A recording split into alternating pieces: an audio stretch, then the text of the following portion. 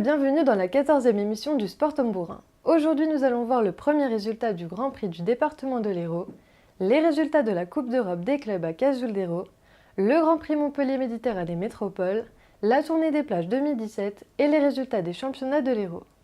Le premier match de l'édition 2017 du Grand Prix du département a eu lieu sur le terrain de Notre-Dame-de-Londres.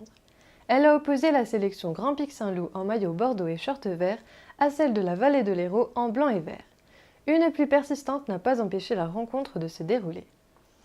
Après avoir été malmené tout au long de la partie, le Pic Saint-Loup est parvenu à égaliser à 11 jeux partout. Mais la rencontre s'est terminée par une victoire de la Vallée de l'Hérault sur le score de 13 jeux à 11. Demain, mercredi 5 juillet, le Grand Prix Montpellier Méditerranée Métropole aura lieu sur le terrain du Parc Bocaux de Jacou. Les rencontres opposeront à 21h30 la Vallée de l'Hérault contre Hérault Méditerranée. La rencontre sera animée par un groupe de musique funk et un espace découverte permettra d'essayer le sport tambourin.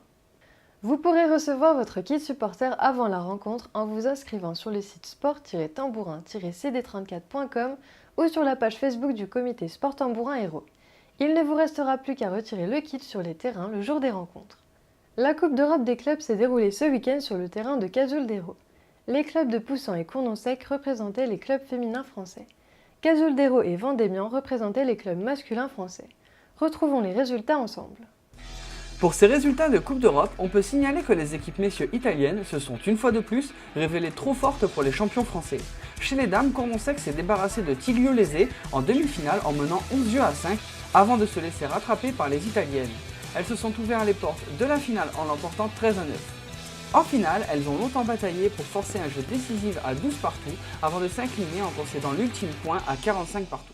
La tournée des plages du comité Sport Tambourin Hérault débutera le 11 juillet à la Grande Motte.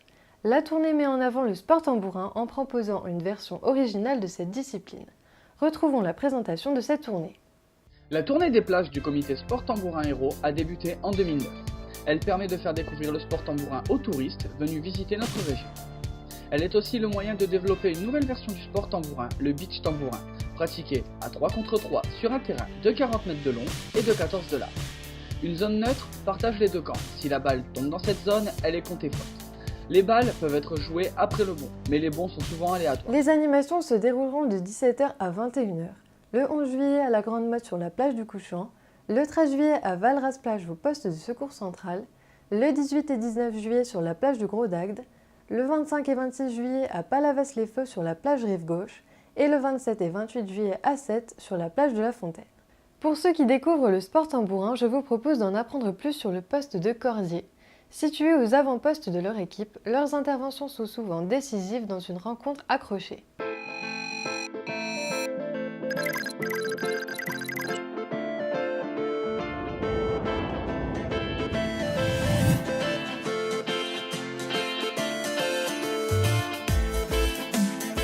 Nous avons vu que vous jouez le rôle de cordier sur ce match. Pouvez-vous nous expliquer en fait en quoi consiste ce poste?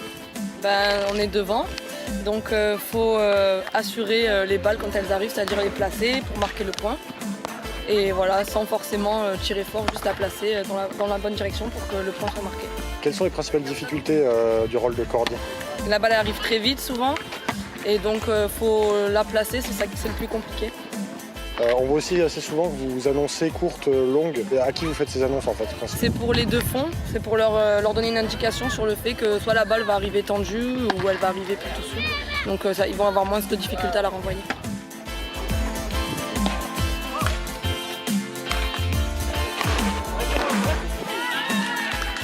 Tournons-nous maintenant vers les résultats des championnats de l'Hérault féminin et masculin. Chez les féminines, la 10e journée marque la fin de la première partie de la saison. La deuxième partie du championnat féminine sera sous la forme de poules d'accession au championnat national et de maintien. Intéressons-nous au classement. Du côté du championnat héraultain féminin, Cournon-Sec s'est imposé à l'extérieur contre Notre-Dame-de-Londres et Florensac s'est imposé à domicile 13 à 11 contre Poussan. Au classement de ce championnat héraultain féminin, Florensac toujours en tête avec 35 points, suivi de Poussan avec 28 points et Cournon-Sec avec 22 points. Tournons-nous maintenant vers le championnat héraultain masculin. Ce championnat se compose de 2 poules.